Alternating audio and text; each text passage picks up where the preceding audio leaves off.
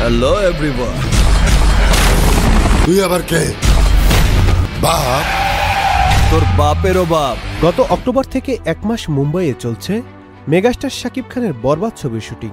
সিনেমার কাজ প্রায় 70% শেষ, যেখানে অংশ নেন শাকিব খান, ইদিকা পাল সহ অনেকেই।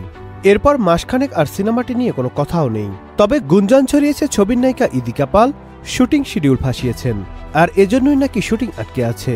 তবে পরিচালক মেহেদী হাসান হৃদয় বলেন, বরবাদের শাকিব ভাইয়ের আরেকটা গুরুত্বপূর্ণ লুক আছে, যা তার 25 বছর ক্যারিয়ারে একদমই নিউ।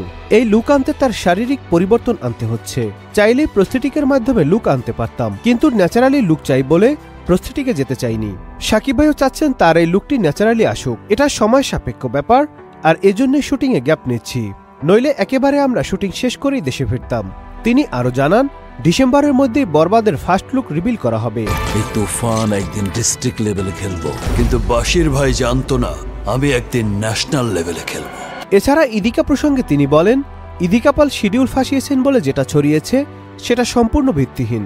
আমরা সবাই রাজা, আমাদের এই রাজার রাজত্বে। Nadim Hasan, channel I. Double million offer Walton fridge কিনে পেতে পারেন 20 লক্ষ টাকা, রয়েছে কোটি কোটি টাকার নিশ্চিত উপহার।